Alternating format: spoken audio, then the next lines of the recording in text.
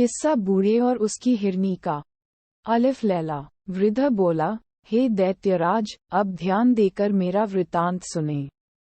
ये हिरनी मेरे चचा की बेटी और मेरी पत्नी है।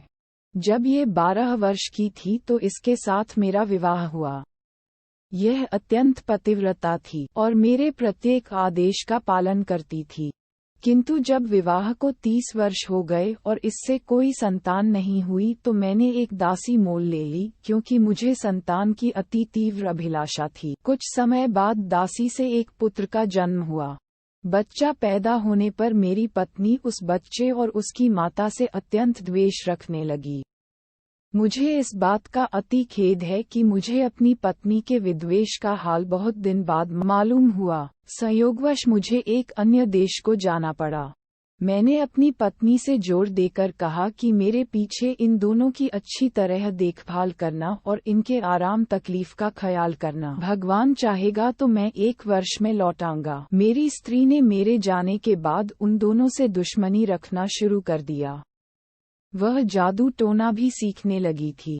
मेरे जाने के बाद उस दुष्ट ने अपने जादू से मेरे बच्चे को बछड़ा बना दिया और उसे मेरे नौकर ग्वाले के सुपुर्द कर दिया कि अपने घर ले जाकर इसे खिला पिलाकर मोटा ताज़ा कर दे।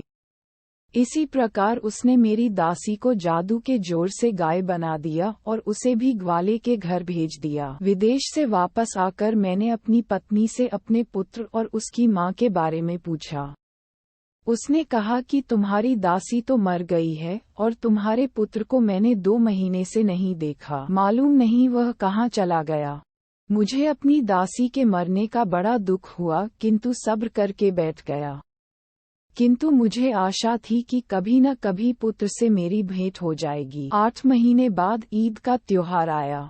मेरी इच्छा हुई कि इस त्योहार पर मैं किसी पशु का बलिदान करूं। मैंने अपने ग्वाले को बुलाकर कहा कि कुर्बानी के लिए एक स्वस्थ गाय ले आ। संयोग से वह मेरी दासी ही को ले आया, जो जादू के जोर से गाय बन गई थी। मैंने उसे बलिदान करने के लिए उसके पैरों को बांधा तो वह बड़े करुणापूर्ण स्वर में डकारने लगी और उसकी आंखों से आंसू की धारा बहने लगी। उसका ये हाल देखकर मुझे उस पर दया आ गई और मुझसे उसके गले पर छुरी न चल सकी। मैंने ग्वाले से कहा कि इसे ले जा और कुर्बानी के लिए दूसरी गाय ले आ। ये सुनकर मेरी पत्नी बहुत क्रुद्ध हुई और कहने लगी कि इसी गाय की बलि दी जाएगी। ग्वाले के पास इससे अधिक हृष्ट पुष्ट और कोई गौ नहीं है। उसके भला बुरा करने से मैंने फिर छुरी हाथ में ली और गाय को मारने के लिए उद्यत हुआ। इस पर गाय और भी चीख पुकार करने लगी। मैं अजीब दुविधा में पड़ा। अंत में मैंने छुरी ग्वाले को दे दी और कहा, मुझसे इस गाय पर छुरी नहीं चलती, तू ही इसका बलिदान कर दे। ग्वाले को गाय के रोने चिल्लाने पर दया न आए और उसने छुरी फेर दी। जब गाय की खाल उतारी गई तो सबने देखा कि उसके अंदर अस्थिपंज मात्र है, मांस का कहीं पता नहीं। कारण ये था कि गाय की हृष्टता पुष्टता तो केवल मायाजाल के कारण थी। मैं उस ग्वाले पर नाराज हुआ कि गाय को ऐसी दशा में क्यों रखा कि वह ऐसी दुबली पतली हो गई। मैंने गाय ग्वाले ही को दे दी और कहा, तू इसे अपने ही काम में ला, मेरे कुर्बानी करने के लिए कोई बछड़ा ही ले आ, किंतु वह मोटा ताज़ा होना चाहिए, इस गाय की तरह नहीं। ग्वाला शीघ्र ही एक मोटा ताज़ा बछड़ा ले आया। बछड़ा देखने में भी बड़ा सुंदर था। यद्यपि उस बछड़े के बारे में मुझे मालूम न था कि यह मेरा ही पुत्र है, तथापि उसे देखकर मेरे हृदय में प्रेम उमड़ने लगा और वह बछड़ा भी मुझे देखते ही रस्सी तुड़ाकर मेरे पैरों पर गिर पड़ा। इस बात से मेरे हृदय में प्रेम का स्रोत और जोर से उबलने लगा और मैं सोचने लगा कि ऐसे प्यारे बछड़े को कैसे मारूं। इन भावनाओं ने मुझे अत्यंत विह्वल कर दिया। उस बछड़े की आंखों से आंसू बहने लगे। इससे उसके प्रति मेरा प्यार और उमड़ा और मैंने ग्वाले से कहा कि इस बछड़े को वापस ले जा और इसकी जगह कोई दूसरा बछड़ा ले आ। इस पर मेरी पत्नी ने कहा कि तुम इतने मोटे ताजे बछड़े की कुर्बानी क्यों नहीं करते। मैंने कहा कि यह बछड़ा मुझे बड़ा प्यारा लगता है और मेरा जी नहीं करता है कि इसका वध करूं। तुम इसके लिए कुछ जोर मत दो। लेकिन उस निष्ठुर दुष्ट ने तकरार जारी रखी और विद्वेषवश उसके वध पर जोर देती रही। मैं उसकी बहस से तंग आकर छुरी लेकर पुत्र की गर्दन काटने चला। उसने फिर मेरी ओर देखकर आंसू बहाए। मेरे हृदय में ऐसी दया और प्रीति उमड़ी कि छुरी हाथ से गिर गई। फिर मैंने अपनी पत्नी से कहा कि मेरे पास एक और बछड़ा है, मैं उसे कुर्बान कर दूंगा। वह दुष्टमना फिर भी उसी बछड़े को मारने पर जोर देती रही, किंतु इस बार मैंने उसके बकने झकने की परवाह नहीं की और बछड़े को वापस कर दिया।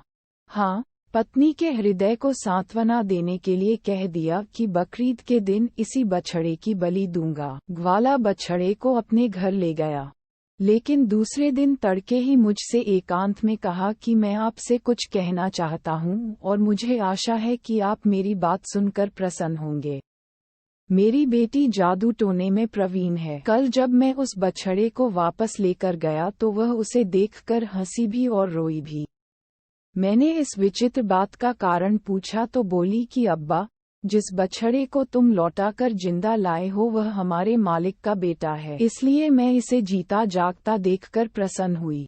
रोई इसलिए कि इसके पहले इसकी माँ की कुर्बानी दे दी गई थी। हमारे स्वामी की पत्नी ने सौतिया डाह के कारण इन माता पुत्र को जादू के जोर से गाय और बछड़ा बना दिया था। मैंने जो अपनी बेटी के मुंह से सुना, जैसा का तैसा आपको बता दिया। हे दैत्यराज, अब आप सोचिए कि यह वृत्तांत सुनकर मेरे हृदय में कितना शोक और संताप उठा होगा। मैं कुछ देर मर्माहत होकर चुप रहा, फिर ग्वाले के साथ उसके घर पर चला गया ताकि इस वृत्तांत को उसकी बेटी के मुंह से सुनूं। सबसे पहले मैं उसकी पशुशाला में गया ताकि अपने बछड़ा बने हुए पुत्र को देखूं। मैं उस पर हाथ फेरूं इसके पहले ही वह मेरे पास आकर इतना करने लगा कि मुझे विश्वास हो गया कि यह मेरा पुत्र ही है। मैंने लड़की के पास जाकर ग्वाले के मुंह से सुना हुआ हाल दोबारा सुना और लड़की से कहा कि क्या तुम इस बछड़े को फिर से मनुष्य का रूप दे सकती हो? उसने कहा, निश्चय ही मैं उसे दोबारा मनुष्य बना सकती हूँ। मैंने कहा, अगर तुम ऐसा कर दो तो मैं तुम्हें अपनी सारी धन संपदा दे दूंगा।